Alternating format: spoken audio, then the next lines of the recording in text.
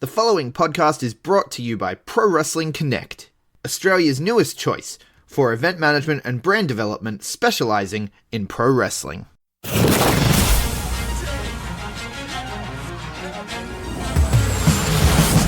now, the B Plus Wrestling Podcast. Watch global. Support local. It's the B Plus Wrestling Podcast. The news. B plus. Check it out! You wanna mess with us? 'Cause we're standing on the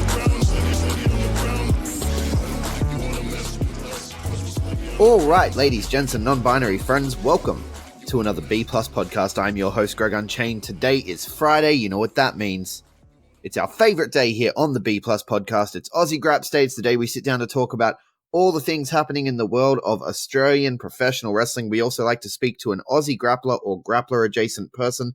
This week, I spoke to the Godfather of Australian professional wrestling, the one and only Davis Storm over in Perth, of EPW fame, of course, very well traveled around the nation. I didn't even talk to him about the fact that he hasn't really done much outside of Australia, but we talk about a whole bunch of things. Stick around for that, but before we get to it, first, we need to take a look at this week in Aussie Grapps news.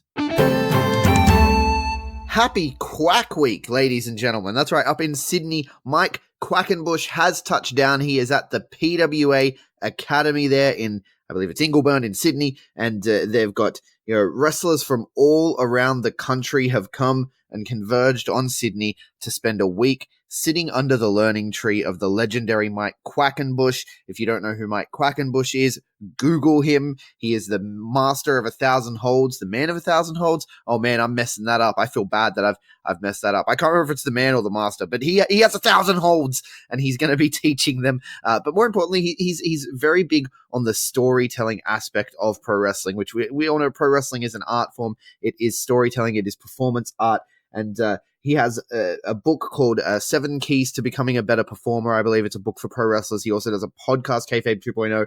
He has a YouTube series, Till We Make It. And, of course, is famously the founder of Chikara, which has been around since the early 2000s. I think even the year 2000 might have been the first year of Chikara. And Chikara, very famous for its comic book style storytelling. They even shut down the entire company for a year at one point just for the sake of a story. This is a man dedicated to his craft. He is also often a guest trainer at the NXT Performance Center. So, this is a big deal.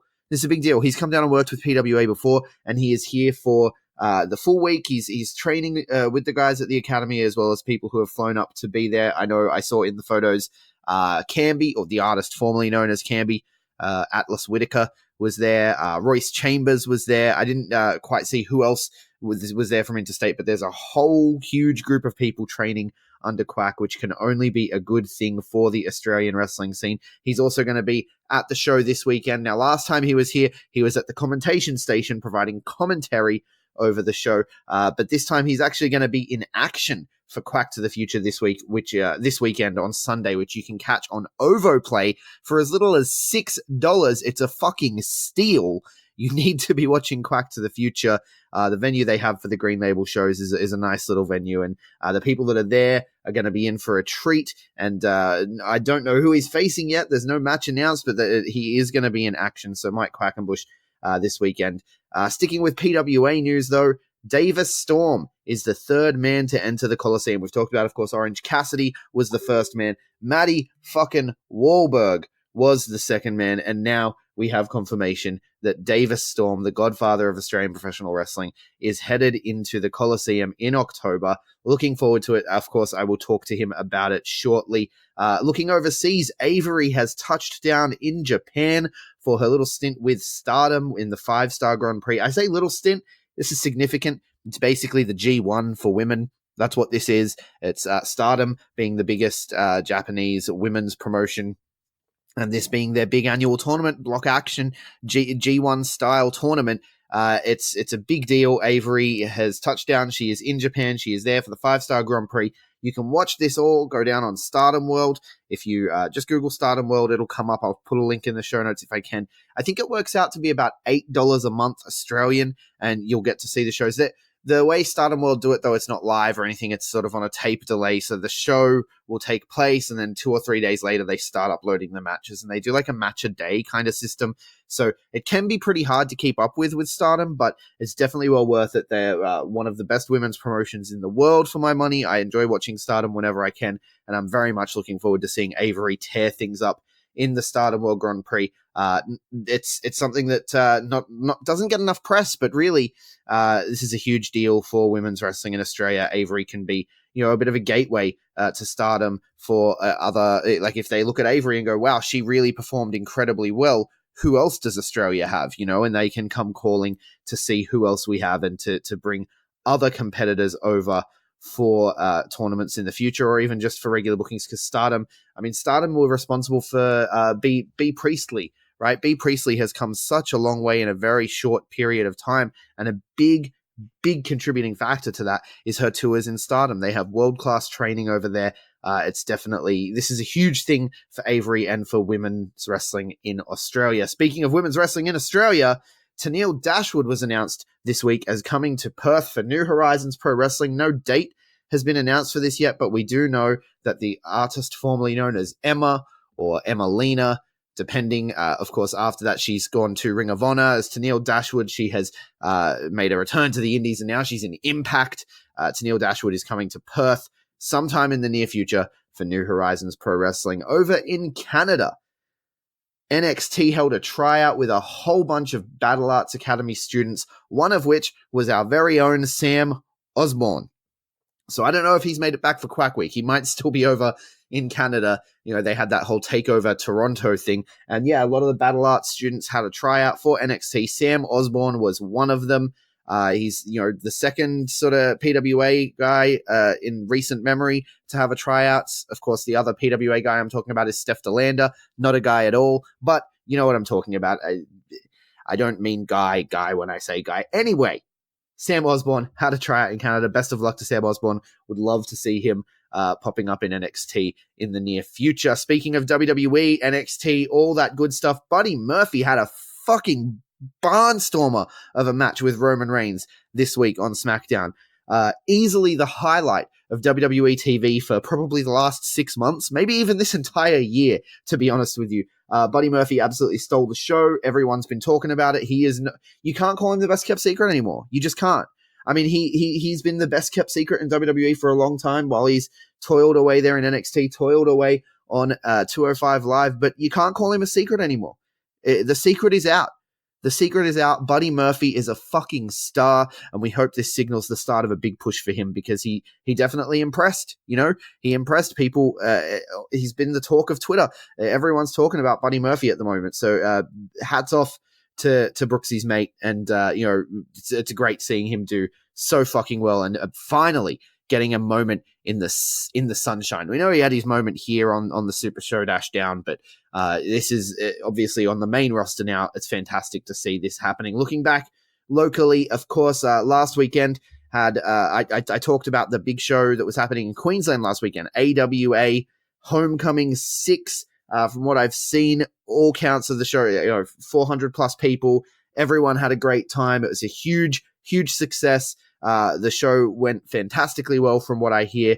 AJ Istria, though, did have a bit of an issue at the show. He had shirts stolen. He sent out some tweets about, some fan or, a fan presumably had stolen some shirts. The AWA management, though, got on this really quickly, and Istria has since tweeted out that, AWA management were fantastic in fixing him up for a difference in what went missing, and they sorted it out and tried to figure out where everything went wrong. So I don't know exactly what happened, but I do know that AJ Istria had an issue with shirts being stolen at a show in Queensland at AWA, but the AWA management jumped on it, fixed it, and that's what we want to see. We want to see promoters being professional, right? We need to lift up examples of this sort of stuff when it happens, because there was an issue, it got rectified, and we move forward. That's how it should work. And also at that show, the AWA Openweight title, first time ever, Xander Sullivan is the first ever AWA Openweight Champion. And I saw on Facebook this week that title is actually being defended this weekend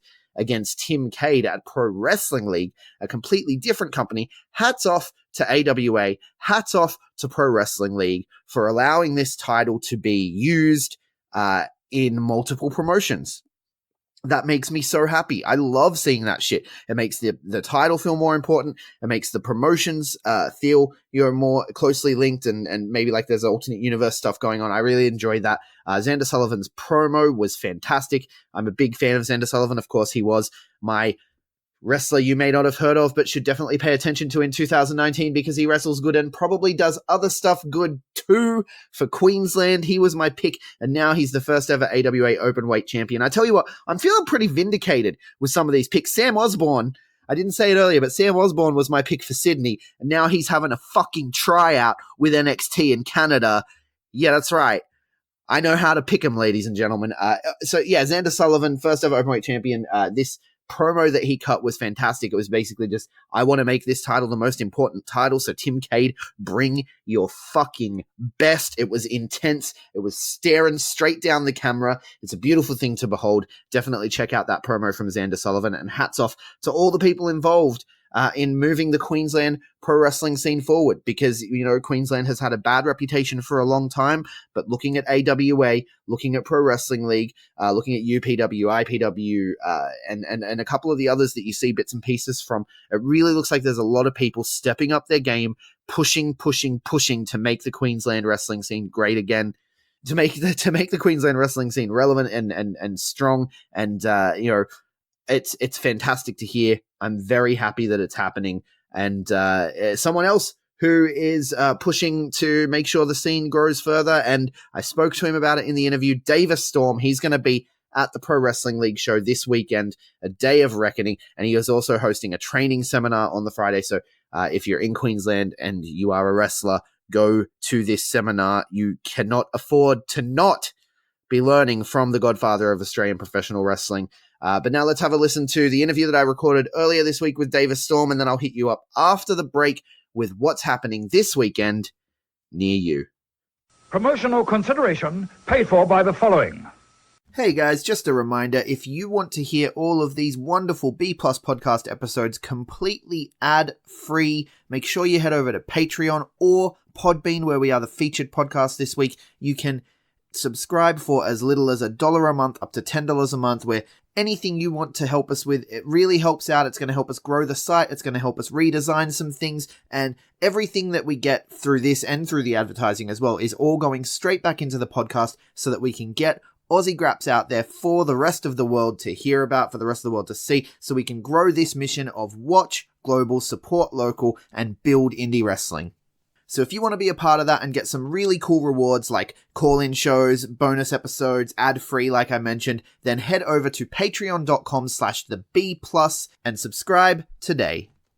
Hey everyone, just want to take a second to tell you about one of our new sponsors, OUTBREAK NUTRITION. OUTBREAK NUTRITION are creating supplements for survival, sharper minds, quicker reflexes, all the energy you need to take your performance to the next level, whether that be on the field, in the gym, on the gaming field. That's right, they have specifically designed gaming supplements as well to help you focus on those late night sessions. They even sell coffee, you guys, at OUTBREAK NUTRITION. You can get coffee pods, you can get coffee beans, you can get supplements for the bedroom as well if you want to enhance your performance there. These are performance enhancing supplements for every aspect of your life, specifically designed by gamers, for gamers, to stay fit and healthy in the gym, to stay sharp and focused on the game, and to dominate in all areas of life. So check out OUTBREAKNutrition.com, and for being a listener of our podcast, they will give you 10% off your order when you enter the code B+. That is BPLUS at checkout.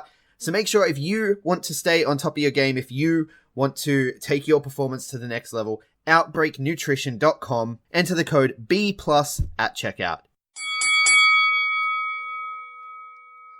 All right, joining me at this time by the magic of the internet provided, our shoddy Australian internet connections hold up all the way from Perth. He is the third grappler to be announced as entering the Coliseum. He's a man of many monikers: the Iron Man of Australian wrestling, the Messiah of Australian wrestling, perhaps most endearingly, the Godfather of Australian wrestling. Davis Storm, how are you, man? I'm good, thanks, Greg. How are you, mate? Yeah, not too bad. We were saying just before we started, I ate too much food before we got going because I've just had dinner and then dessert, and I probably should have waited a little longer before recording. But here we are. This is the situation we're in. Look, this is the problem I run into pretty regularly, and I think it's something that wrestlers at large run into because we try to keep an eye on what we eat the majority of the time. Unfortunately, once the wheels come off, they well and truly come off. Yeah. When you're feasting, you're feasting. You can't. I don't know. I mean, I understand you're looking after your body, obviously, as a high level athlete. It's a little different to me. I indulge a little. Yeah, look, no, I love to sit down and eat, but yeah, like you, I think I do get a bit carried away at the table sometimes, and I think even as we're eating, sometimes we know we're going to suffer for it later, but you just can't stop yourself sometimes. Yeah, absolutely. Are you a bit of a foodie? I am a little bit, yeah. I would say the majority of my tastes lie in burgers and American barbecue. Those are the things that I kind of like to get out to the most. Right. But breakfast is also a big one for me. There's a few good breakfast joints in my area that I like to get out to. A good chance to get the kids out of the house early on a Saturday morning and go enjoy a decent feed. Go enjoy a big breakfast. You could that's gimmick infringement with Jackson Kelly. I think that's infringement on most of the wrestlers I know. Breakfast seems to be a big staple of the Australian wrestling diet. Yeah. Do you follow any of the burger bloggers and stuff? There's like a whole network of burger bloggers. I do follow a few, and this is something I kind of fell into because of Gino Gambino. So Right. one of my first trips to Melbourne, he took me to Jimmy's Burgers, Easy's, and Jimmy built his entire franchise off the back of a blog. So that's how I became aware of those. I follow the odd one here and there, but time's pretty scarce with two kids, a pretty big investment in a wrestling company over here. And then I do a bit of macro-friendly cooking for a few mates as well and for myself. So between all that and then full-time work, it's pretty hectic here. So reading food blogs is something I definitely like to do more of, but Yeah. unfortunately, time doesn't permit that at the moment. Busy man. Is that why the On the Fringe podcast kind of fell by the wayside? Just life. Yeah, absolutely. It was very much a time commitment thing. I love doing it because it's the whole idea behind the podcast was probably a little bit inspired by Mark Maron. Just I heard all the stories of these comedians and actors, and there were so many elements from each story that I could relate to. And as I would talk to other fringe artists, comedians, actors, music artists, I found the exact same thing, that I had so much in common with them, and even more so than putting the podcast out. It was refreshing just to connect with people on that level, that we don't really set aside time to talk exclusively anymore. Generally, everyone's got a phone in hand, or there's lots of other distractions around. So just setting aside an hour and a half or 2 hours to talk to someone was probably the most rewarding thing about it. And it's something I definitely miss. Yeah. Conversations like that can be cathartic. Absolutely. Yeah. And I noticed that as well, like, because I've come from a music background, and I've noticed in talking to, because I'm a huge wrestling fan, obviously, in talking to wrestlers, doing the wrestling podcast, there is a lot of shared experience as well, like a lot. Sleeping on couches, being ridiculously poor for the sake of your art. just to begin with, Yeah, absolutely. And the other thing is, as I suppose coming from a wrestling background, that I always thought of it as being an exclusively wrestling thing, this experience of, you'd have promoters occasionally take advantage of you. Conditions and pay weren't great as you're earning your way. And it seems to be something that spreads across all art forms, especially as people are trying to find their way. And it's something I think that binds us all together as artists, rather than separate us by the definition of whatever your art happens to be. Yeah, well, there's a reason there's the stereotype of the tortured artist, right? Like they don't start tortured. It's all the people that run the clubs and everything that do the torturing. Yeah. No, Yeah. we weren't tortured before we started, were we? No. We were bright-eyed and optimistic, man. We were like, we want to tell stories to the world. And yeah, then then the business happened. Yeah, Yeah. absolutely. And- I will say, in defense of the wonderful people that I've worked for around this country, generally I've been treated really well around this country, so I don't have too many complaints.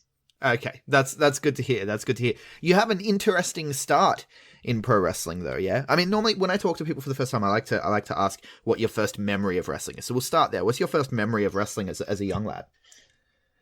My first memory of wrestling is very clear. I remember watching WrestleMania 5 on Channel 10. I don't believe Channel 10 had actually been around for very long at that stage. It was this exciting new station. That's how old I am. I'm probably showing my age that I was around for the launch of Channel 10. It was pretty exciting. We were finally going to get a third commercial TV station. So, yeah, one Friday night, I remember seeing these ads for this strange thing I'd never seen before, but it looked really exciting. You know, all the ads showed people jumping on each other and hitting each other. I thought, geez, that looks interesting. I'm going to try and check that out. And I think my stepdad at the time might have tried to dissuade me from watching, but somehow I managed to get my eyeballs around it anyway. And my mind was just blown. I couldn't believe that this was a thing. And my brother very early on tried to ruin the magic for me and tell me that wrestling was fake, but I couldn't be dissuaded, even though my brother, who's 5 years older than me, was telling me that wrestling wasn't real. I thought he was an idiot, and he just couldn't see how awesome this was. The idea that it wasn't real just hadn't occurred to me at all, and even once he told me, I just didn't believe him. But seeing the Ultimate Warrior, seeing the Rockers, seeing the Hart Foundation, and I've told this story a few times. I supported the Macho Man Randy Savage. This was the first time I'd seen either him or Hulk Hogan, and Right. just watching the story play out, I thought Hogan was the heel. I thought he was the bad guy, and I couldn't work out why people were booing Savage. So that started my lifelong campaign against Hulk Hogan. I've grown to appreciate him over the years, but I thought within the context of that story, he was the bad guy. So yeah, no, that began my love affair with wrestling. I can definitely see that. I can definitely see that. It's not as clear cut as some people would want it to be, right? No, I believe Randy said he had with lust in his eyes. Lust That's in your exactly what I eyes. saw Yeah. too, Randy. No, That's it's- exactly what I saw. Yeah, I feel it's I love when that happens though, like when we're supposed to be looking at someone as though they're the baby face. Like the whole Roman Reigns thing, right? When he was getting involved in Rusev and Lana's lives, right? I was like, how is he Yep. the baby face right now? Like this doesn't make sense to Yeah. me at all. There's a warped understanding, and it seems to be particularly in this era of WWE writing, that there seems to be a real slant on. There seems to be this misunderstanding of what makes a guy good, what makes them a good person, what makes them someone that you would want to cheer and respect and get behind. Yeah, I don't know. There seems to be a real blurring of the lines, but not in a good way. Yeah. Regularly, I have a lot of trouble getting behind the baby faces these days. Yeah. Or like sometimes you'll hear Daniel Bryan say something and you'll want to be like, yes, but he's supposed to be the back. Although he's quite obnoxious about his views as well, so I can understand that. Sure. Yeah. Yeah. But then, so you fell in love. You fell in love with Macho Man Randy Savage, all that. Is that why? Because you started as a heel, right? When you started in the business. I did. Yeah, that's right. Yeah, and was that sort of a lifelong fascination with heels, or were you the guy that did you grow up cheering all the heels? I think I was drawn towards the heels just because they were a little bit more interesting. I jumped on the Stone Cold Steve Austin bandwagon right before he hit as first as a heel and then as a face. But Yeah. I just found him fascinating that he was a guy who just didn't give a crap what anybody thought about him. and that really appealed to me. But I, much like I think a lot of people who get into wrestling, had a warped perception of myself, and I just always assumed that I would be the hero. So yeah, I think I always thought in my mind leading in that I would be the good guy. But then it's kind of terrifying to walk out in front of an audience and ask them to like you. So I think probably a lack of self-confidence as a 22-year-old man probably led to me wanting to be a heel instead, because it's much easier to puff your chest out and say to people, don't like me, than it is to throw yourself out there. I always say, to me, Slex is the best babyface, because he would go out there charged up and would just beg the audience. He wouldn't even beg the audience. He would just really launch himself into wanting to be liked. And that came across, and I think people genuinely liked him because of that. Best babyface I'd seen for many, many, many years. But I didn't have that in me. I didn't have that self-confidence to throw myself out there like that. So much easier just to be a heel. Easier to be despicable and unlikable. Yeah. I think it's almost like that, how people say the people with the biggest egos are generally the most insecure. And I think there was a little bit of that in me at the time, that if you puff your chest out there and tell people how good you are and they don't like you for that, at least you're kind of controlling the narrative. But if you go out there as a good guy and you want them to cheer you and then they don't like you, well, that's pretty demoralizing. Right. Yeah, absolutely. And so you said you were 21?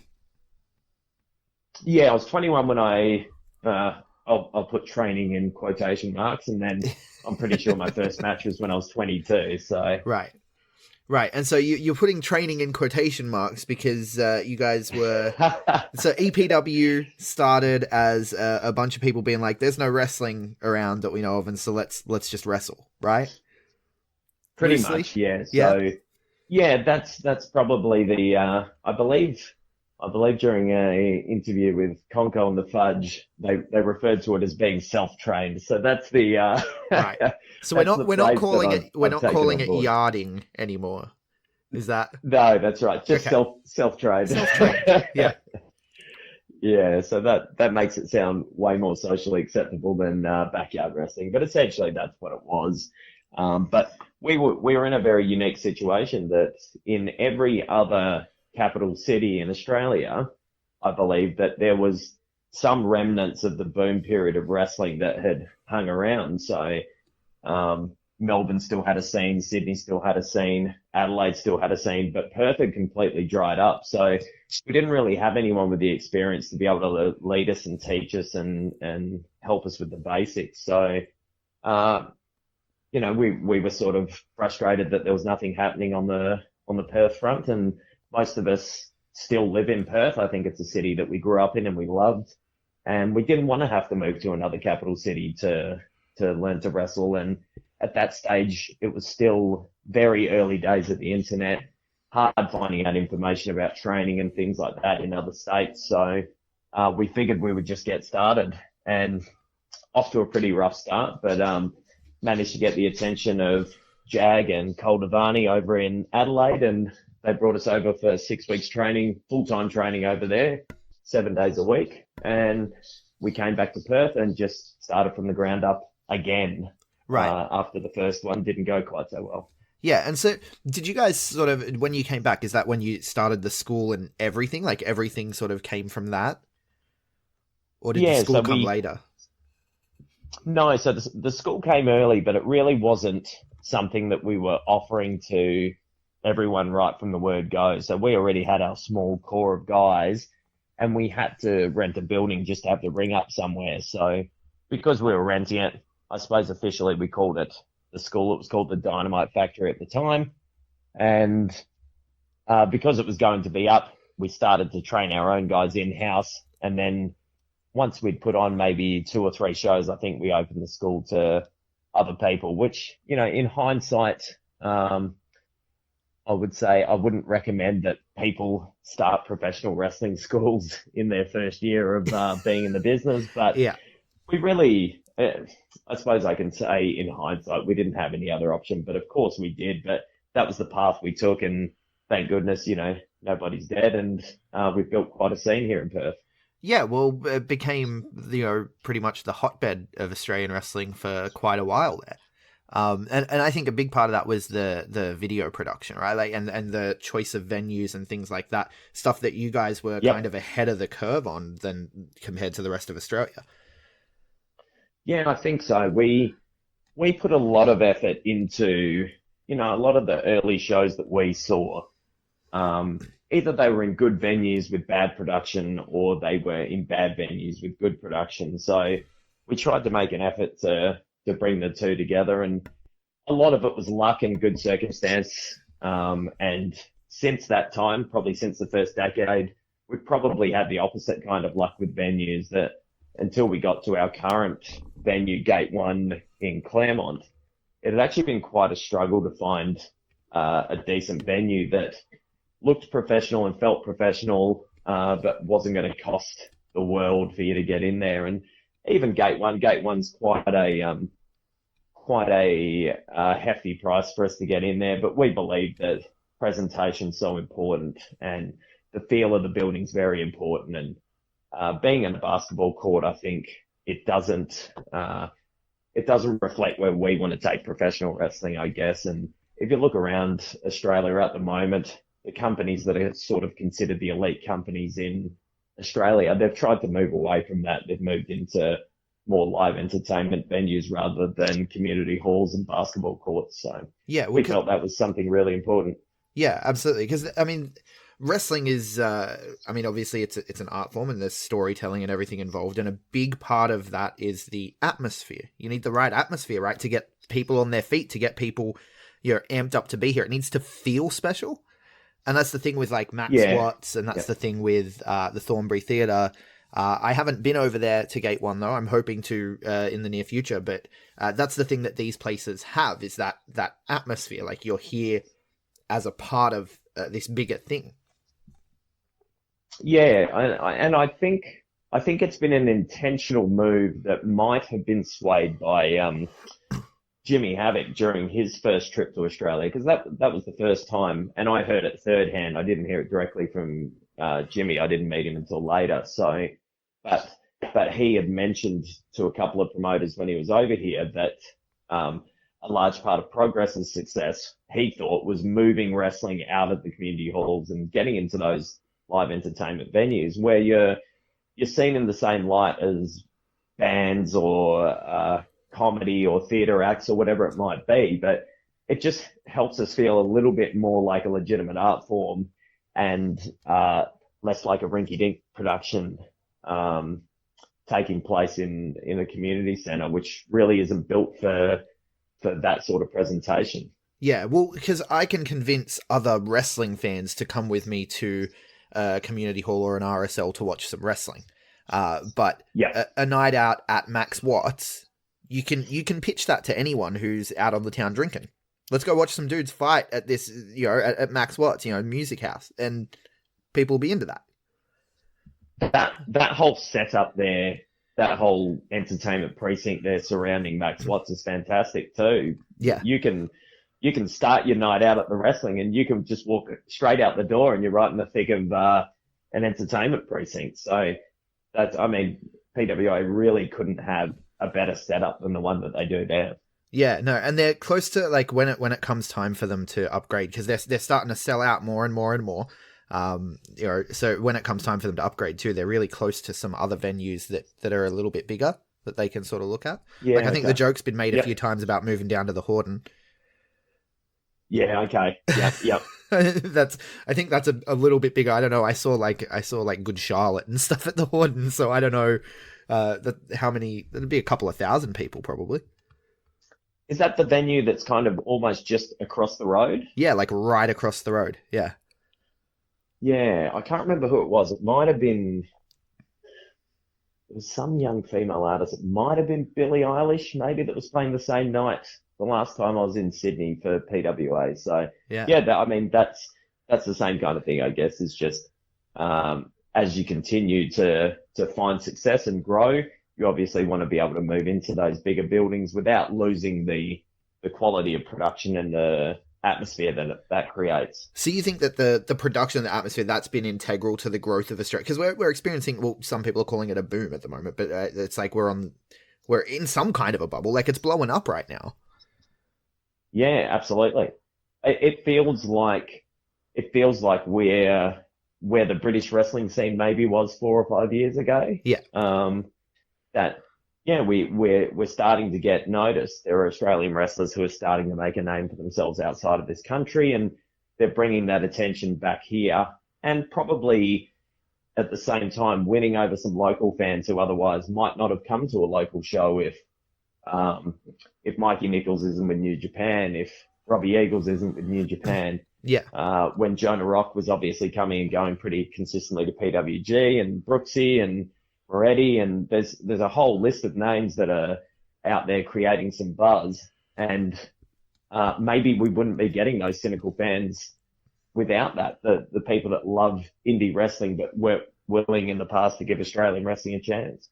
Yeah, well, I've spoken to some of the most like hardcore fans that I've met like on this journey since I started the podcast and stuff, and pretty much all, well, not all of them, but quite a fair few of them have been people who didn't know Australian wrestling existed until they saw the New Japan tour, right, in 2018, and they saw the Aussie guys in there mixing it up with the New Japan guys and being like, they're just as good. Yeah, and then seeking them out. And you were one of those guys, actually. And I have a question here from Instagram from our very own Mr. Mysterious. He wanted to know if there's any stories from that New Japan tour where you got, and I have the quote here, the worst looking chops I've ever seen.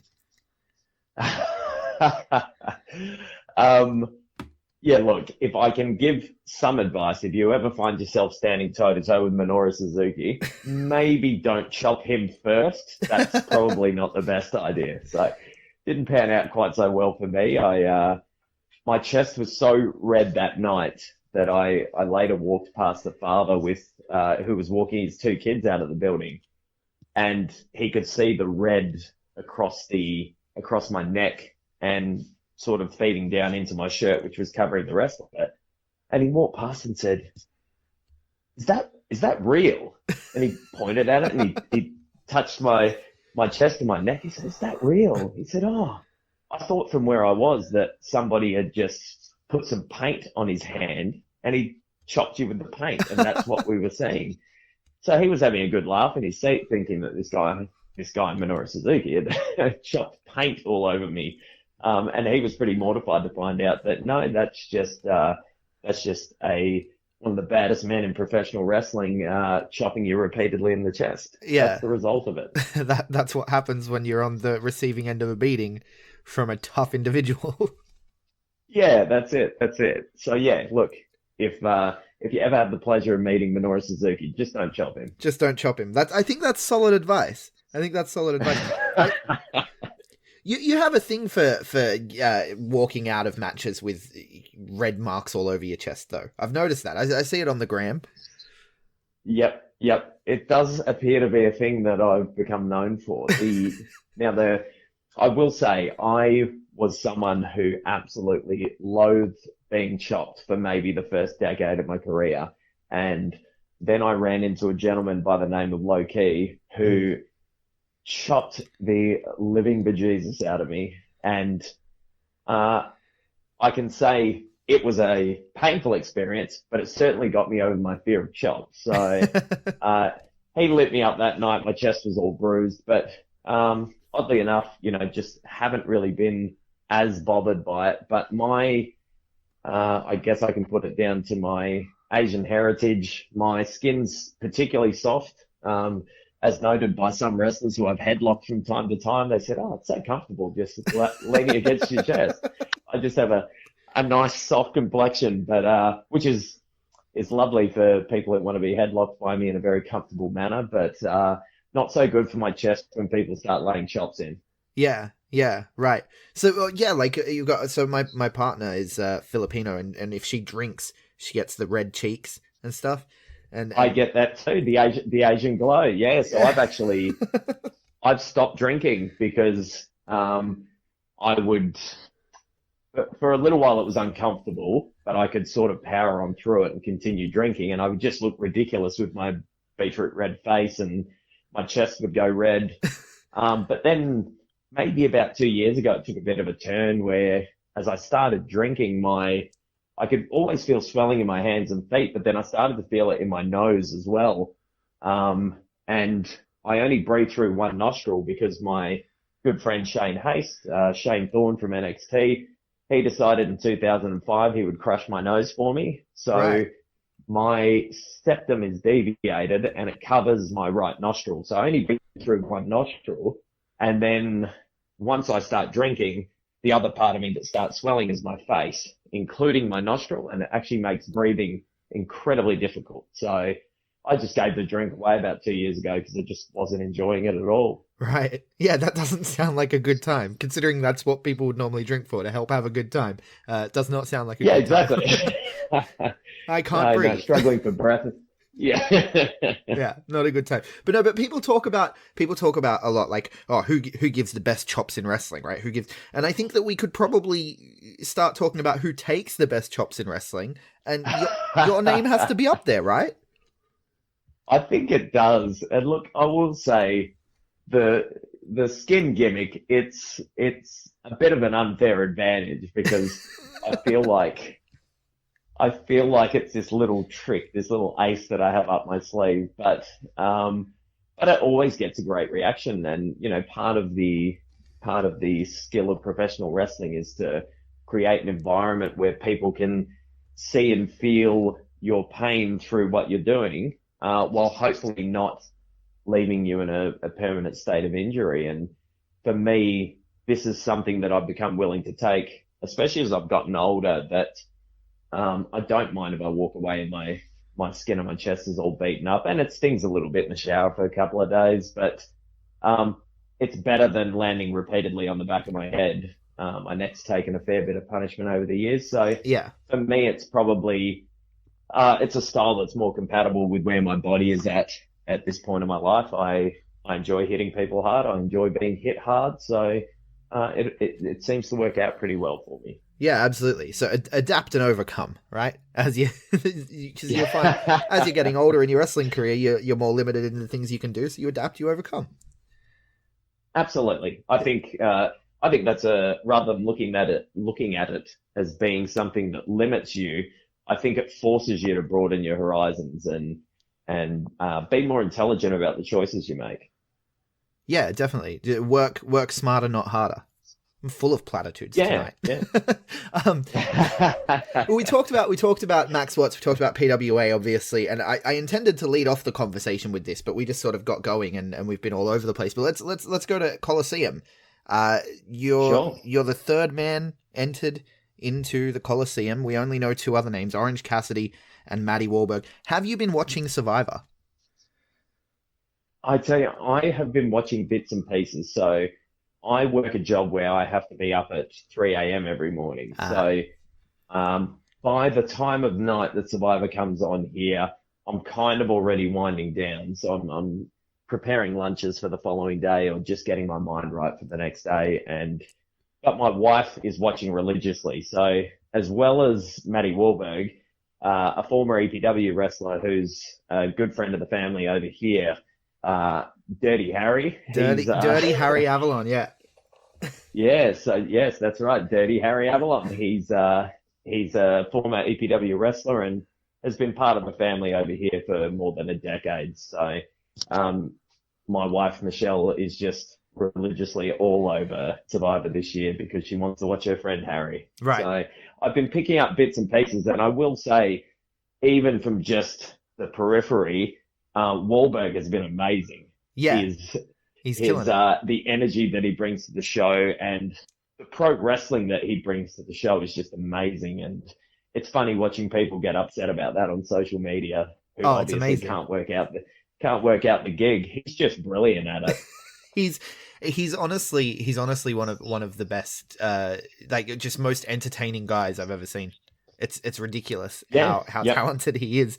But he and Harry are actually tangling with a godmother at the moment. and now he's tangling with the Godfather on Twitter. Yes, yes, we've had a little back and forth, and I very much hope that we get to mix it up at Coliseum. I've always I take a bit of pride in. I've worked a couple of storylines in Perth around this idea of trying to bring the next generation up, or squashing their hopes and dreams out. And I know that sounds extreme, but that's kind of how I look at myself. Is within Australian wrestling, is I'm the guy that other promotions call from interstate. They throw up the bat signal and in I come. And I've regularly been brought in to test people who they think are going to be their next stars or their next generation. Right. And I take a lot of pride in that I can either teach them something through what I do and they can rise to the occasion and show their greatness, or maybe they just don't have it. I feel like Wahlberg's got it, but I'd like to find out firsthand. Yeah, absolutely. Now, I mean, I know that if you guys do tangle as part of the Coliseum tournament, it's going to be under the tournament rules or whatever. But you did mention this is my fantasy booking here, because you mentioned I can't remember which podcast, it was either Conco and the Fudge or it was on the Turnbuckle, but you were talking about your Iron Man matches, and you said you'd never do another one in Perth, but if someone gave you enough time to prepare, you may consider doing one outside. I would love to see you and Maddie go the 60 minutes. I believe he's done a 30-minute Ironman match. Is that correct, with Ricky South? Yes. Yeah, so he's shown that he's up to this sort of challenge, and youth would definitely be on his side. But as I've been telling him, spite can carry an old man a very long way. So yeah, I would love the challenge to be able to do it somewhere else. And there have been oars in the water from time to time that just didn't produce any fruit. Didn't bear any fruit, but it's something I would say that the window for that is fastly closing for me. Yeah, because there's a couple of other Iron Men birthdays, so there's a couple of other Iron Men now. We've got, I mean, Dowie's done a couple, Mick Moretti's done a couple, right? So there's a few matches out there. So promoters listening to this, please, before David Storm gets too far on the other side of 40, let's get this happening, right? Exactly right. That's it. I got to get the step in pretty soon. I definitely want to be involved in professional wrestling for many years to come, but exactly how hard I can push my body, particularly in that 60-minute environment, it's probably the next few years, and then I would have to give that gig away, I imagine. Yeah. The Iron Man shtick has a certain shelf life. We have to adhere to. Yeah, it's got a best before date on it, so let's get it happening. But the Coliseum, though, to me, it feels like this could be our bowler. This could be our super strong style, right? Do you think there's an opportunity here for just with the growth that PWA is seeing, with the fact that it's live on OVO Play? Could this be one of the biggest things to happen to Australian wrestling? This fantastic tournament that you get to be a part of. Yeah, I think so. And I think that is the idea of trying to collect a bunch of talent in one place at one time, where they can all show the different skill sets that we have here in Australian wrestling. I think not just within promotions and within state, but definitely across state lines, there's a real difference in style, because obviously certain promotions and certain states have been influenced by certain wrestlers. So I think it's really exciting to be able to bring everyone together as a show of what we can do as a bit of a united front. And PWA have an amazing platform with OVO that's Australian wrestling started to get the attention of the overseas market. You see more and more, particularly through Twitter. You see that there are fans interacting with Australian wrestlers who have never had the opportunity to come to an Australian wrestling show, but they're dyed-in-the-wool fans who subscribe to whatever service it is that they want, whether it's PWA or MCW or EPW, and they watch the shows, they keep up to date with storylines, they watch everything, and they're helping spread the word for us, not just here, but also internationally, where wrestling promotions more and more look to Twitter to see what the trends are, and as Australian wrestling gains more notoriety, I think it opens up this whole wrestling world to us, whether it's the UK or Japan, Mexico, America. We've got wrestlers all over the world now, and wrestlers who are gaining the attention of the entire world. So this seems like that exact sort of platform. If you look back at Bowler over the last decade, it has been, if you look at all the names that pass through there, it is the trend for wrestling in the States. And a lot of those names have now gone on to do major things with major companies, or major companies that are just starting out now. So it's really exciting to think that Coliseum could be that sort of platform for Australian wrestling. Yeah, definitely. I'm looking forward to. I'm flying up myself. I'm going to be going up and taking part in the activities over the weekend. So I'm looking forward to seeing you do your thing there. But it's not your first big tournament of the year. You kicked off pro wrestling in Darwin, like the first ever pro wrestling in Darwin, with Pro Wrestling Darwin Evolve or Dissolve, where you walked out the Super Triad Series, the first ever winner of the Super Triad Series. How was that? Yeah. It was fantastic. I mean, I was never going to miss that show. The promoter, Brad, has been one of my right-hand men here at EPW for the first decade.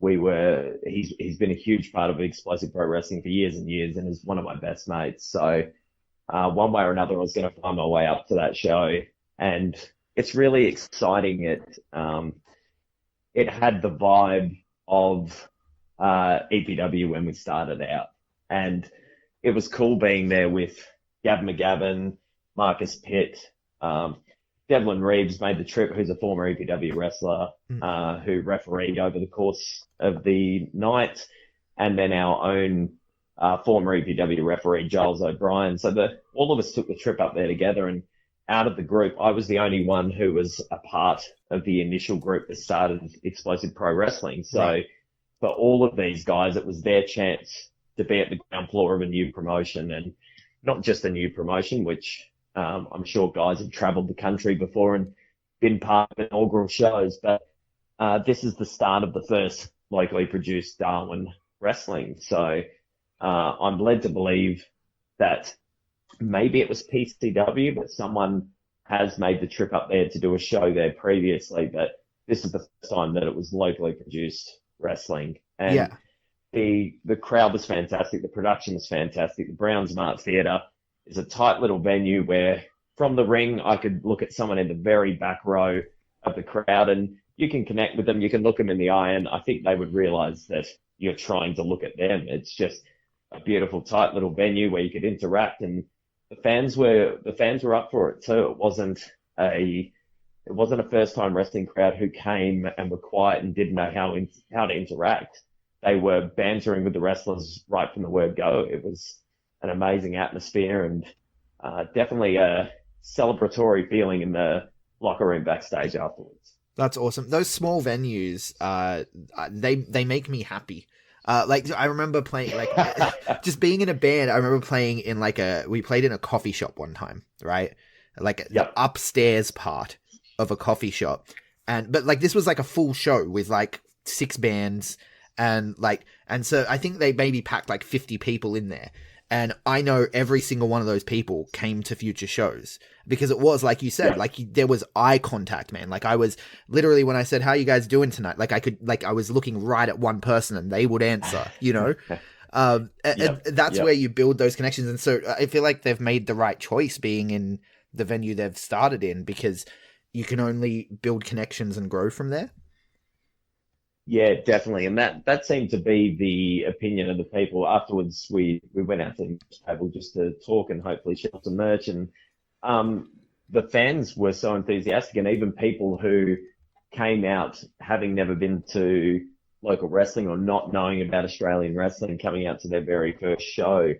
It was just exciting to see that they were excited too, that this was a thing now. It wasn't, and it didn't feel to them. I think for everyone, when you see local attached to a product, sometimes there's a bit of cynicism that goes with that. And people think that somehow local is going to mean that it's a diminished product. And I think for them to see that it was a professional product and that people were putting genuine effort in, it wasn't just, it wasn't a local, and this is not to diminish any local theatre groups, but just it wasn't a local theatre group who rocked up and didn't know their lines, or their costumes were all haggard. This was a professional presentation run by someone who's been involved in wrestling for over 15 years. So, yeah, look, the show couldn't have gone any better. It was super exciting to be there, and I think it's just going to grow and grow from here. Yeah, that's really good to hear, because I want there to be more wrestling in Australia. Obviously, I want there to be more good wrestling, and I tried to get up for that first show, but unfortunately, this is the thing with flights to Darwin and flights to Perth, man. They never go on sale. Yeah, I know. They just never go on sale, and so I'm like waiting and waiting and waiting, and then it just keeps getting more expensive. I'm like, I should have bought this ticket 3 months ago. I'm an idiot. And then it just never happened for me because it was end of financial year, and I was like, well, that's not happening. But I want there to be more Darwin wrestling so I can get up to Darwin, because I heard good things about the local boys as well that have just started training. Yeah, they were all super enthusiastic. They're keen to learn, and for many of them, it was or for all of them, just about. I think there was only Leo Pratt, who was an EPW trained wrestler who wrestled here for years before he moved to Port Hedland and then later to Darwin. But I think just about everyone on the show, outside of myself, Marcus Pitt and Gavin McGavin, was in the ring for the first time. So it's really positive that they could get out there on a first show and feel confident enough to do what they had to do, because you know, as someone who, I went to my first show with very limited training, and it's pretty horrifying getting out there and just realizing I don't know enough about this to carry myself through a 15-minute match. But for these guys to be able to go out there and do what they did on the night, I think that's just only gonna feed their passion for what it is that they're doing, and it will bring the group more closely together. And I'm sure they're just gonna carry on in leaps and bounds from here on in. Yeah, definitely. That's good to hear. So yeah, I also wanted to talk to you about your social media presence, because I feel like you're very vocal on Twitter, and you're not afraid to say things that may ruffle some feathers from time to time. Absolutely. Yeah. I kind of see that as not just a responsibility as part of the Australian wrestling community, but part of the Australian community, that whatever limited voice it is that you have. I was someone who, as a kid, I was in the at the wrong times, I was probably overly opinionated, but I was also very scared to share my opinion in public forums. So in a private forum, I was probably a little too loudly spoken, but in a public forum, I felt very reserved. And as someone who grew up in a time, particularly in Perth, where there was a lot of discrimination against Asians, which I consider myself a part, and also having come from a background where my skin is coloured, I've also been able to relate to the plight of the Aboriginal people here in Australia. So whether it's to do with social issues or whether it's to do with issues within the wrestling community, and there's certainly plenty of those where I feel like we're doing better more and more these days, but there's always further room for improvement for the way we treat everybody within the community. But I feel like if you have any sort of voice, and most people do these days with social media, but particularly people who have any sort of platform that's provided to them through their art form or sport or politics or whatever it happens to be, that you have a bit of a social responsibility to speak up for what you see as being wrong in the world. And I think the more that people call out the bad things that they see around them, because, and this is obviously an extreme case to draw on, but things like Nazi Germany happen when good people stand back and do nothing. So if we see these things that aren't being called out in society, I feel like it's our imperative that we stand up where we can and call bullshit on some of these things that we see. Yeah, absolutely. I mean, look, you touched on something there when you mentioned, people of color and the Aboriginal, Indigenous Australians and everything. You guys over there at EPW were some of the first to do recognition of country. Yes, which is something I think is amazing. And it actually, I was having this discussion with Michael Weaver today on social media. We were just sort of having in the DMs having a bit of a chat about Australian wrestling, and I was saying that I feel like there's like, it's hard to say, it's disproportionately white male for the most part. Like, I feel like there's not as when you look at the wider population of Australia. And specifically with Indigenous individuals, I mean, I can list the Indigenous wrestlers that I know of on one hand. Same, yep. And is there, like, why do you think that might be? Wrestling has regularly been an art form that wasn't afraid to play to racial stereotypes and sexist stereotypes, and I think that things like that can scare people away from a particular product. And I think if you look at and I just recently watched the Adam Goodes documentary, like I'm sure a lot of people did. I suppose there's a bit of fear that if a incredibly famous Indigenous Australian who was the Australian of the Year and was a hero to many people, if he can be lampooned in the way that he was, that perhaps anyone of a lower stature than that could be too. And to be an Aboriginal person, I think it's something most of us can't really relate to, being an Aboriginal person in Australian society. And they're regularly thrust into the spotlight for all the wrong reasons.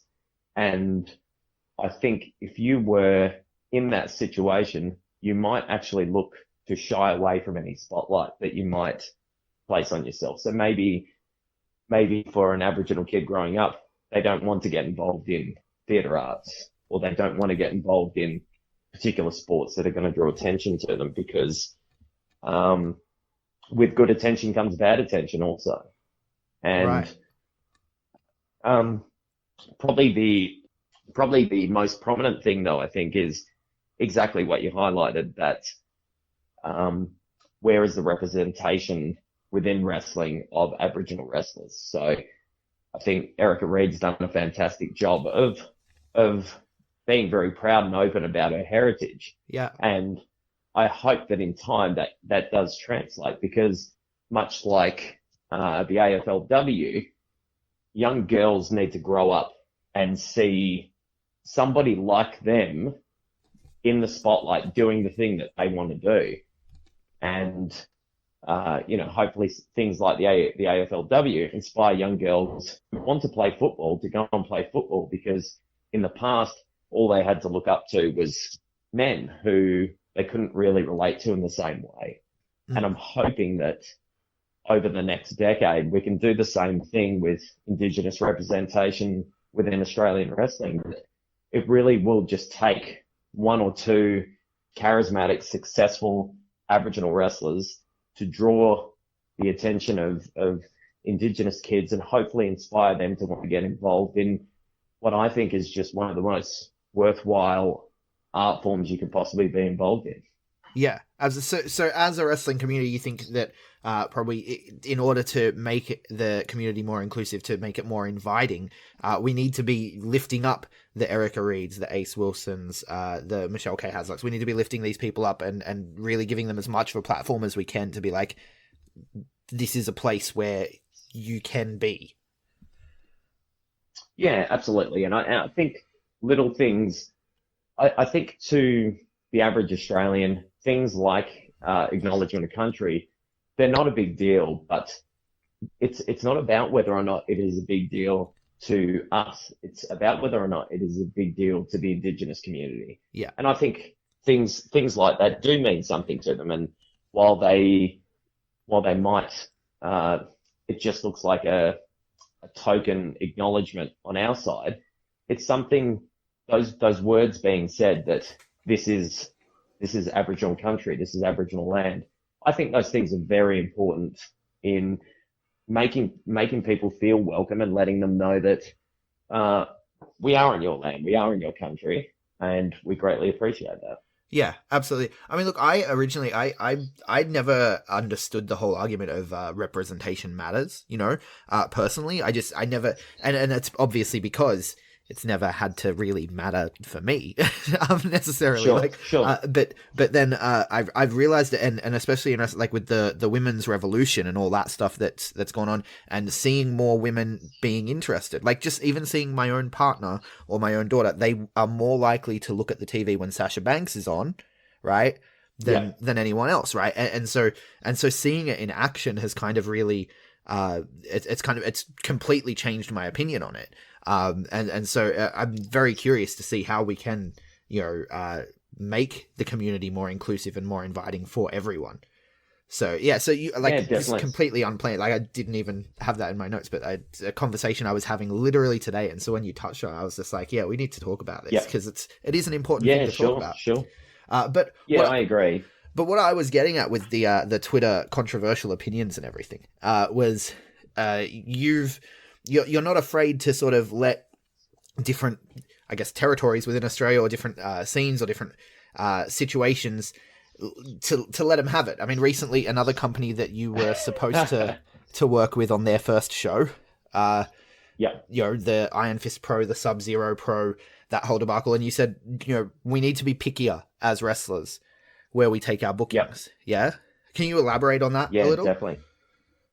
I mean, I can take this back over a decade where I've heard stories of internationals coming into promotions around Australia and not being happy with either the conditions or not being happy with the talent that they're working against. And I just feel like in any other business, you would need to do some investigation before you decide to do a job. And I feel like the onus should be on us as wrestlers to do the same. And it's why in cases where promoters appear to be lying to wrestlers, I think it's really important that we call that out and that we band together as a collective and say, that's not on. You can't treat our colleagues like that, because if an electrician went to a job and was told that he would be provided with a certain amount of pay and certain conditions, and let's take it to the ridiculous. He goes to do a job at the zoo in the lion's cage. They tell him that the lion won't be in the cage as he does the job. He gets there and the lion's in the cage. Right. So that's obviously the extreme example of what I'm talking about. But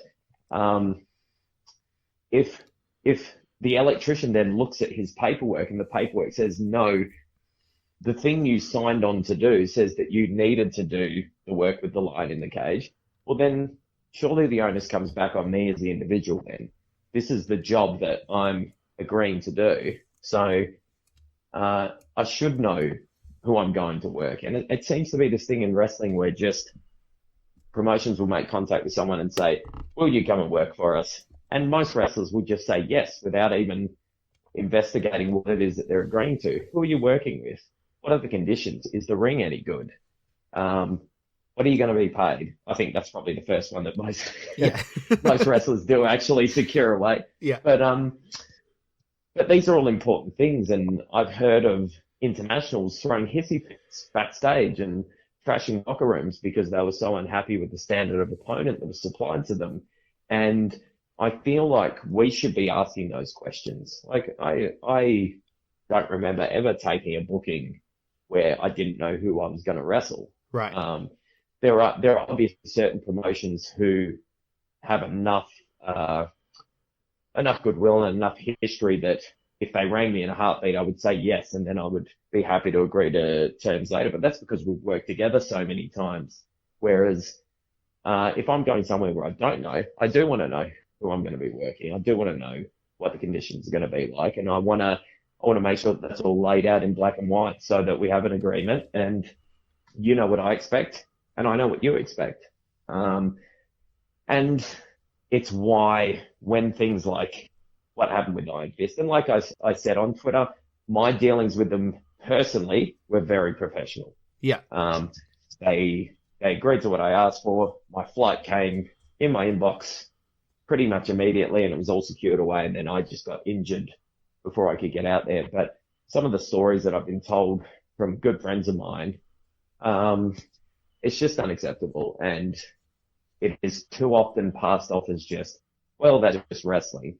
Well, that's just wrestling because us wrestlers let people get away with it. And if we don't let people get away with it, if we do call out bad behavior, either the promoter is forced to adjust their behavior, or they're not able to draw top talent to go and work at their shows anymore. So Yeah. I just think that's really important, and it's important that we share stories like that amongst fellow workers so that people do know what's up and other wrestlers aren't walking into a bad situation without knowing what they're walking into.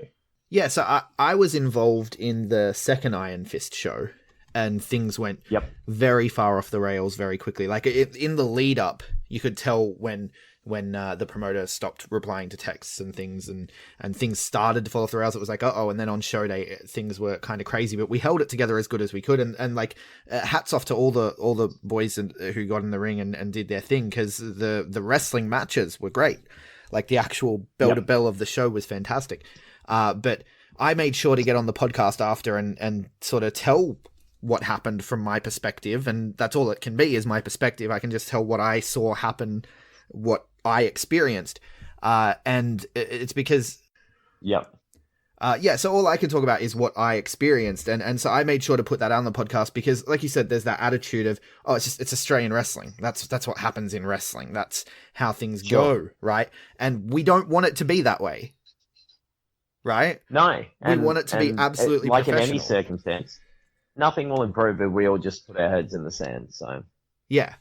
And so you've also had with the Twitter situations, you've also taken aim at specific scenes in the past. Like, I'm talking, I tried to scroll through Twitter to find some stuff, but I'm talking like years ago, or a year ago at least, that I saw this stuff. Aimed at Queensland, where you're heading this weekend for a show and a training seminar. I am indeed. Yeah. I think it's, like I said, I think it's important to speak your mind, and I look forward to being proved completely wrong when I go there this weekend. I absolutely hope that that's my experience while I'm there.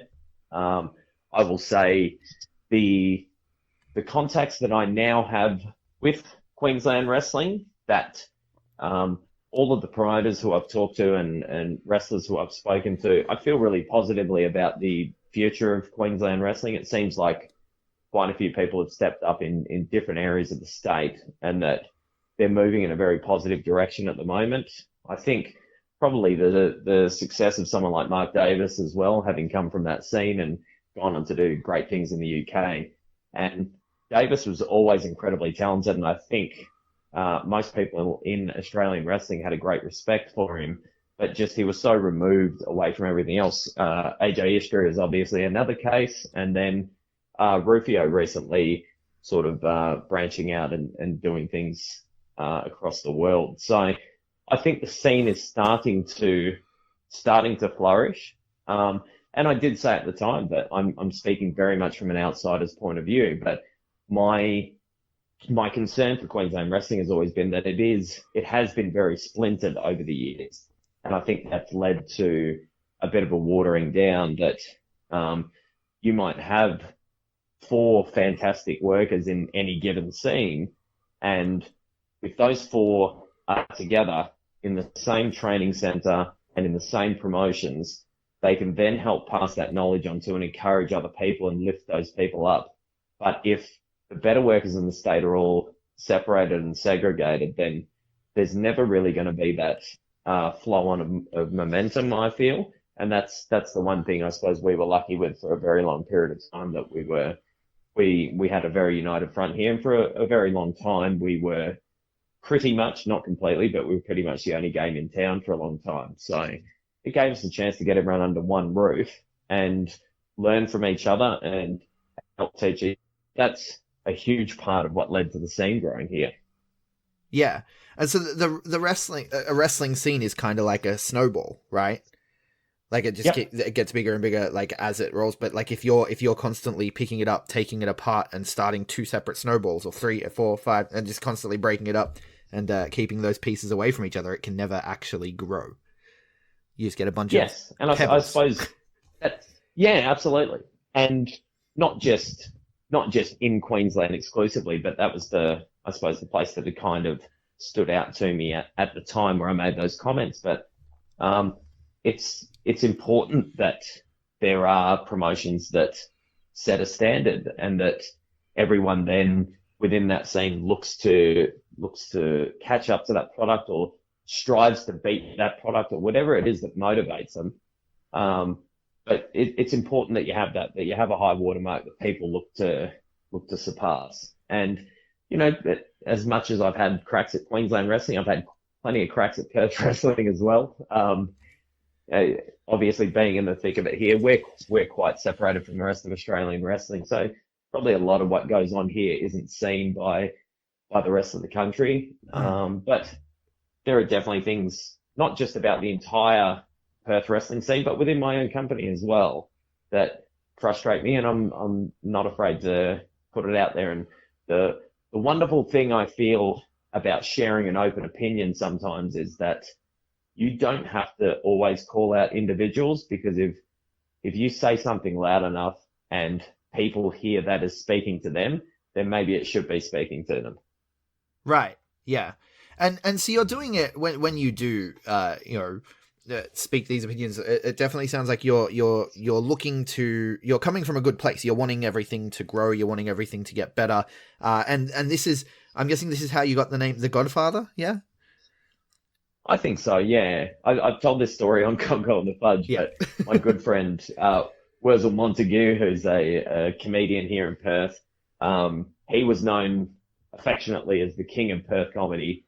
And when I interviewed him, Wurzel told me that he was called the king in jest, because being called the supportive uncle of Perth comedy wasn't quite as appealing. So I kind of look at myself in the same way, but I am absolutely willing to help absolutely anybody who is willing to come to me and ask for advice, ask for training. Our training center is the only one in Perth that has open doors.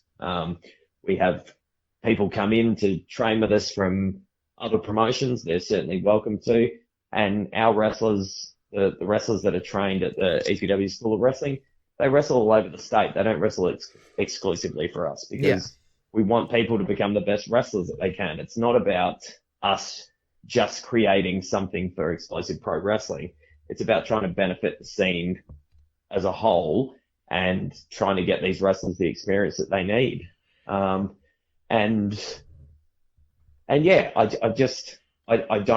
want everything to be good, and I want everyone to be okay, I suppose is the best way to put it. Yeah. And when I look around, sometimes I'm very frustrated that there aren't people who share my passion for having a standard. That, 30 years ago, the majority of wrestlers in this country wouldn't have been in the business, because some big, mean ex-shooter would have got a hold of us and made sure that we only made it through the first day of training, and that would be it for us. Yeah. And we're very fortunate that the entry-level bar to leap over to get into wrestling in these days is much lower, but the requirement then comes back on us to say, are we going to just do the minimum required effort to call ourselves a wrestler because that's really cool to our friends and family and it makes us feel really great?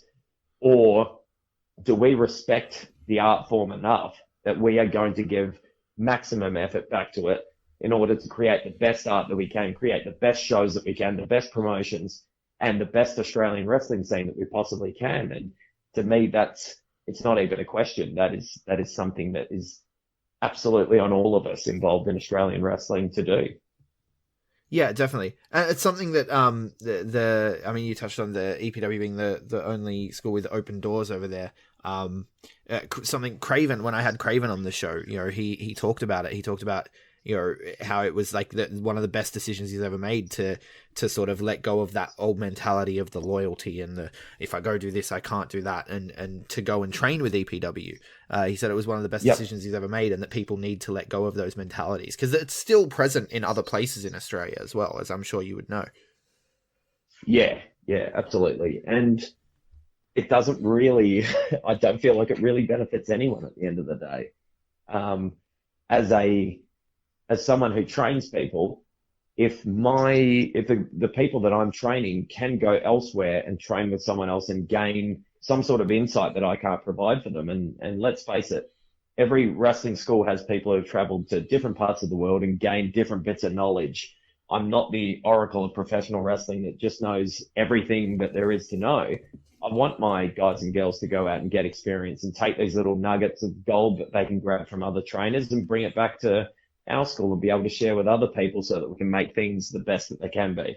Yeah, absolutely. Do you have any or any of the EPW students at the moment over at Quack Week? I don't believe so. So I'm only at the school 1 day a week at the moment, which is unfortunate, but that's how my time constraints are at the moment. Yeah. So I don't believe there is anyone there at the moment, but I do know that within our training group, there was definitely a strong emphasis in pushing that this was a thing that was happening in Sydney and trying to encourage people to get along. And whether it was time commitments or financial commitments or whatever it was that prevented people from going, it's certainly a missed opportunity. Yeah. While we're on the topic of EPW students and the school there, I do have a question from Instagram here for someone wants to know the rising stars to look out for from the EPW school, in your opinion. Ooh, I mean, if we're talking more broadly about explosive pro wrestling, I think Julian Ward is the one that's really standing out at the moment. And it's been a bit of a shame. I don't know the reasons why, but he hasn't really managed to get his name out to the rest of the country at this stage. It's pretty hard being based in Western Australia that I'm lucky I've kind of already built a bit of a reputation that there are certain promotions that are willing to bring me in for certain matches, but it's quite hard trying to make your name from Western Australia because the cost factor of having to fly so far. So he'd to me probably be the big standout at the moment, who's sort of surging his way up the card. In terms of the school, there are a lot of really interesting characters and wrestlers coming through. I think Tiffany is going to be something really special. He's currently tied up with the Taylor King Task Force, which he's a part of with Jack Edwards, who I also think is another guy who's got a really unique skill set. Really interesting. At the moment, his style probably leans more towards comedy. He's kind of the fall guy of his tag team. But there's a lot of CPA is probably to me the standout from the school at the moment. A lot of the trainees have sort of made their way onto shows proper now. I think Junior Lee is another one who's doing really well. He's part of Tyler Jacobs' Children. Chadwick Jackson he's got a fairly basic style, but he's a very intense individual, and I think he's going to turn out to be a very good wrestler in the future.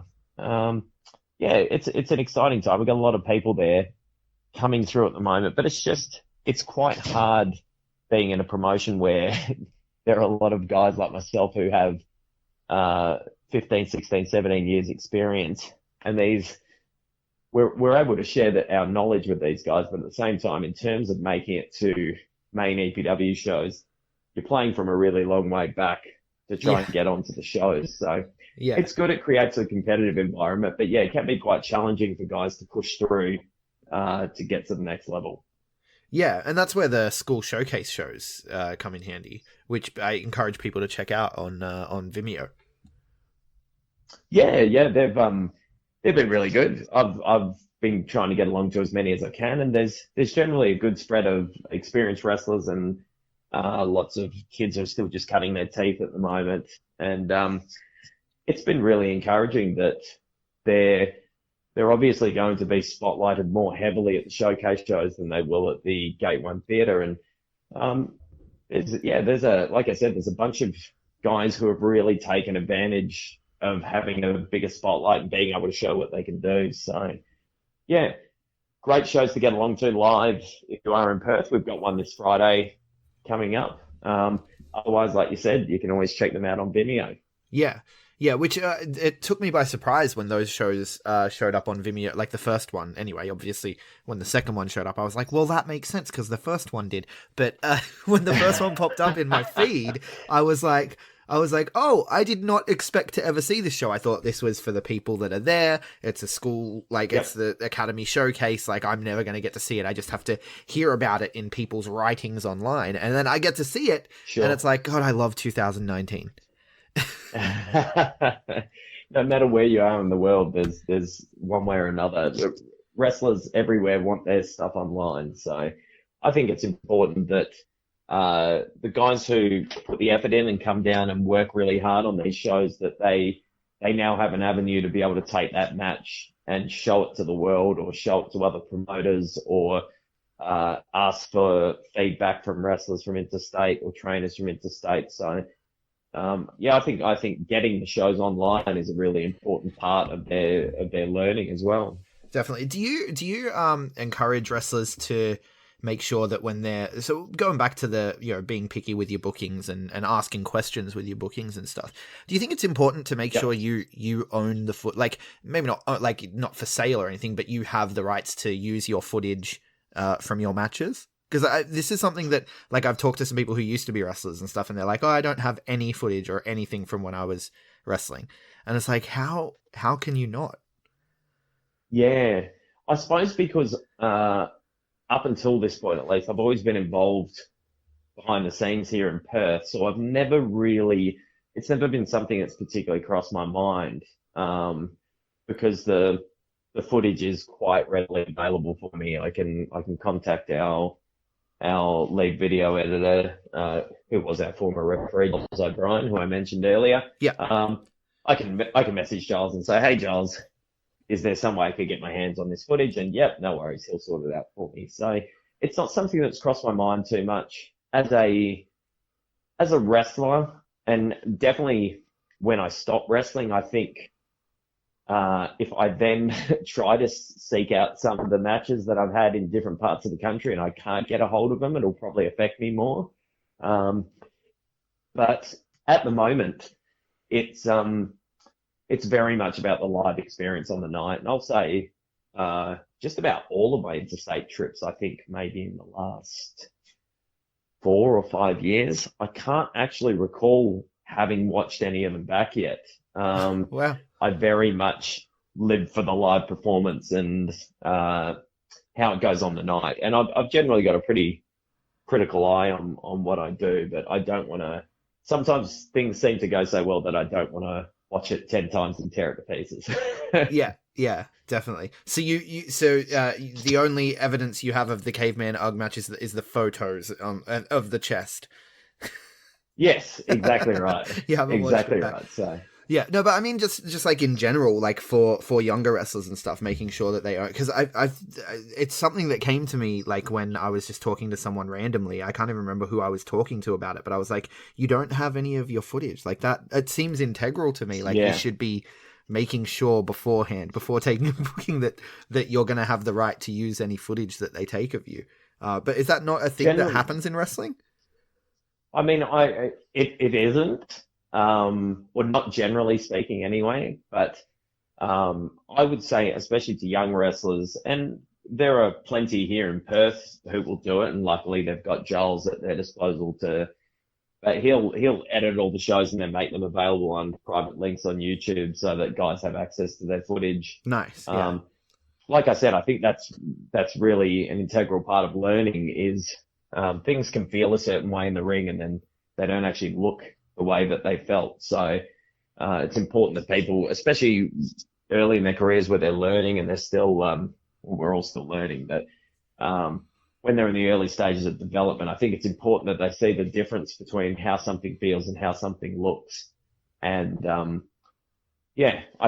totally agree with you that having access to your footage should be something that really shouldn't have to be fought for if if you want to get a copy of your match and be able to use it, I definitely, probably for private purposes, I would say, and then maybe in some limited highlight form in a public forum, I would say the argument against promotions wanting to do it is someone like a PWA who have a great streaming platform. If all the individual wrestlers are going to get a hold of their footage and put their match online, then they don't have a product to sell anymore. Oh yeah, no, yeah, it's got to be like a limited rights situation for sure. Sure. Yeah. Yes. Yeah, definitely. Yeah. I'm not suggesting that. And as well, it's not like these aren't wrestlers. The people I'm talking about are not people who've wrestled for like, you know, PWA or MCW or any of the major companies. Sure. Like that footage is all, you know, quite easy to find. But yeah, it's just something that just randomly crossed my mind. Now I feel like you're a well of wrestling knowledge and stories, and I could talk to you absolutely forever, but I got to get to some of these Instagram questions before we do the go home, because we've been talking for quite a while here. So favorite matches that you've ever had? Jojo McGuinness has asked this question, so I don't know if we maybe go 3 to 5 favorite matches you've ever had. Sure, there's definitely a recency bias in everything that I do, I think, because There are some things that I definitely hold in high esteem. Doing the Iron Man match with Jag, the very first one, that was a really big deal to us both. Being the first ones to do it on Australian soil was something we wanted to do. So I'd rank that one up there. At a 6-man street fight, I think in 2007 or 2008, which was a retirement match for my friends Jimmy Payne and Nate Dooley. That was a really memorable one. Slacks in Melbourne. For the MCW Intercommonwealth title. That was a really fun match. I feel like we have a fairly good natural chemistry there. I'll say me and Carlo Cannon have had some really good matches over the years. In terms of memorable experiences, him and Slex came over and wrestled me and Jimmy Payne in a tag match. And the heat we had for that match was unlike many things that I've been involved in wrestling. That was a really fun experience. And I think number one has to be the match at the Progress EPW show with Pete Dunne. Just a highlight in every sense. It was nice to get in the ring and just follow a genius and let him do his thing. And I could just show up and take his lead. It was a really fun experience. Crowd was right into it, so there aren't many better experiences than those ones. I'll just throw 2 other ones out there actually that I'm thinking of now. At a triple threat match with Marcus Pitt and Logan Gray, maybe about 2 years ago, I think, or maybe 3 years ago, and the reawakening match where I lost the EPW championship to the Don Michael Morleone was also a big one. Right, and you've got the Don coming up again at Hell or High Water. Oof, vengeance will be sweet. big show coming up. Yes. TJ Perkins making his way. He's out here doing a few shows over in Australia, and he's. I was surprised to see him going over there because you guys don't really get, internationals coming over all that often, really. No, and it's something over the years I think we've taken a bit of professional pride in too, that we've been able to put on fantastic shows without having to bring imports in. But it's something that we definitely, when the situation is right, I think we want to branch out a little bit and try these things. And TJ is someone that a bunch of us have trained with and gotten to know over in the States. And it was just it was an easy fit for us that we want to work with TJ. We wanted to bring him out for a seminar as well. And then obviously being able to put on the caliber of match that we'll be holding with him and Damian Slater, it's just too good an offer to pass up. So yeah, we're really excited about it, and hopefully it's something we can do a little bit more in the future. Yeah, the alternate universe Cruiserweight Classic final. Yeah, yes. Yeah, I'm pretty sure that's something my man E-Mac has been using in the EPW promotional material for the show. So yeah, it's a dream. It's a genuine dream match for Slater. And for me as a viewer, it's a dream match. So I can't wait. Me too. I'm very much looking forward to it. Very much looking forward to it. Now, other ones from Instagram, I've got, this one's a heavy one, appropriately, from Heavyset Violence. Biggest regret? Ooh, look, I'm a really strong believer in not holding regrets. I once heard Henry Rollins, who's a man who I look up to a fair bit, that regrets are a coward's way out. That somehow having regrets is a way of excusing our behavior. That we should just learn from the mistakes we make, and then don't excuse them by saying that's something I really regret. Say that was something shit I did, and I need to learn from that. And I need to move on. And that's kind of how I look at most of the things. If you ask me which of those behaviors do I not necessarily look, I look back to my early 20s when I started wrestling, and I feel I was a bit of a bully, particularly in training. And I would not go as far as to say that is something I would change, because it's something that I had to grow from and learn from. And if I don't go through those experiences, I'm not sure that I turn out to be the individual I am today, and I'm pretty happy with that. So, it's incredibly unfortunate there has to be someone on the other end of that experience as well. But I feel like all the mistakes we make in life just lead us to wherever we're going. Right. So as opposed to biggest regret, it's biggest learning experience then. Yeah, absolutely. Which I suppose just all comes down to phrasing and framing and how we think about these things. But yeah, I prefer to just look at it as, here's something shitty I did in my life, and now I'm better than that. So yeah. The whole phrasing and framing and all that, that's a whole 2-hour other podcast philosophy with David Storm that we can do it another day.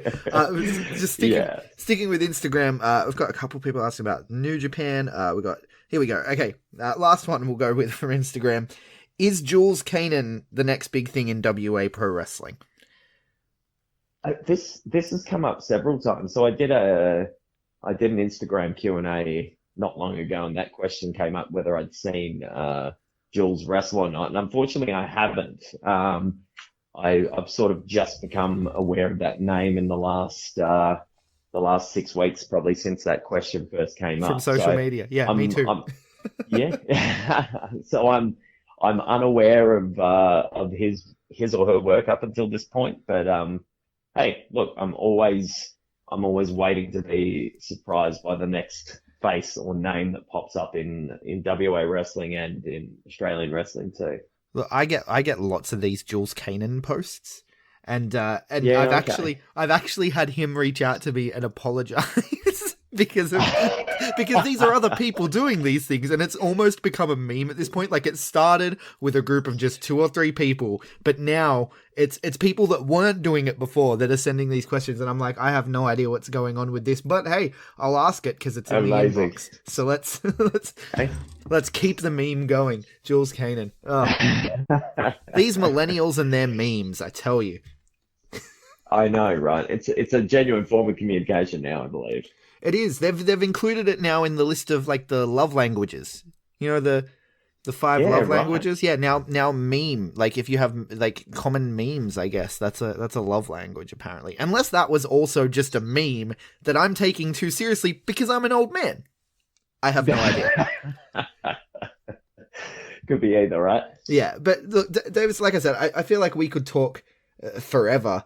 Because there's still a million notes here that I haven't gotten to, but I'm going to let you go because it's getting kind of late at night, and I'll edit all this together and people will get to listen to it soon. But before I let you go, of course, we have to do the whole, where can people find you? Where can people get in touch with you online if they want to see your work, upcoming shows, all that sort of stuff?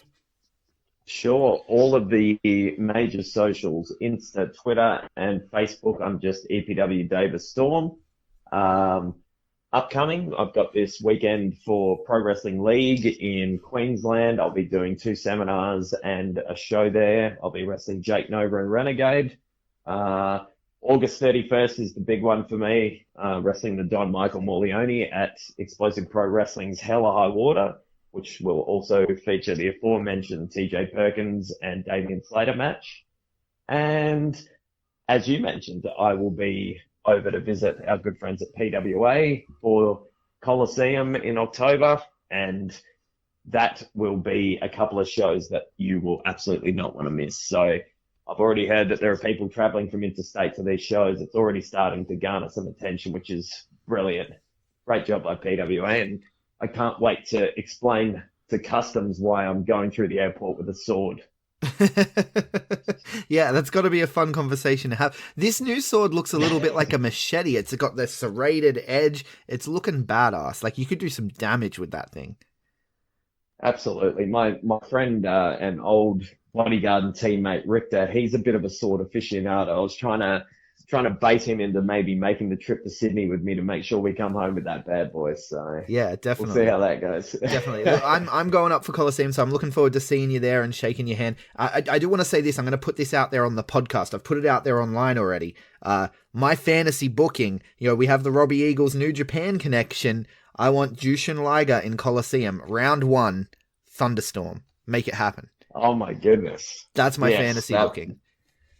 That would be me done with professional wrestling for the rest of my life, I reckon. That would be an absolute dream come true. So, look, we can't make these things a reality until we imagine them, can we? So now we've imagined it. Let the wrestling gods do the rest. Yeah. So hashtag Thunderstorm, hashtag Liger for Coliseum. I guess. Let's do it.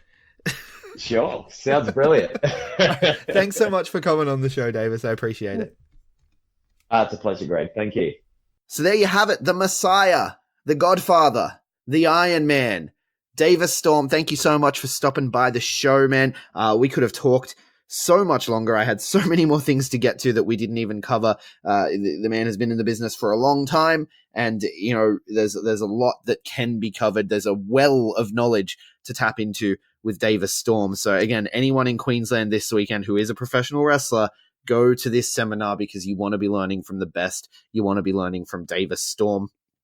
Big thank you for coming on the show, Davis. And if you like that interview and you like other Aussie Grappler interviews, you need to check out On the Turnbuckle this week, where they spoke to Davis Storm's fellow EPW compatriot Gavin McGavin, sometimes rival, I suppose, as well. But Gavin McGavin was also on the Turnbuckle this week, talking about Darwin, talking about all kinds of things, the EPW Academy, some of the same things that we talked about here, to be honest with you. But it's a really good interview. You definitely want to go listen to it. It's worth listening to, if only for the story of when Gavin McGavin met Robbie Eagles. So pause the show, go listen to On the Turnbuckle, because they're putting out fantastic content. It was a great episode. You definitely want to check it out. And this weekend, what you want to check out is the local Grapps. If you are in New Zealand, Asylum Pro, episode 4 in Christchurch on Saturday. If you are in Queensland, on Friday night, UPW present Undisputed Glory, and on Saturday night, Pro Wrestling League present Day of Reckoning. Elsewhere up north, the QWA present Turmoil. In Tasmania on Saturday night, TCW Vertigo takes place in Launceston.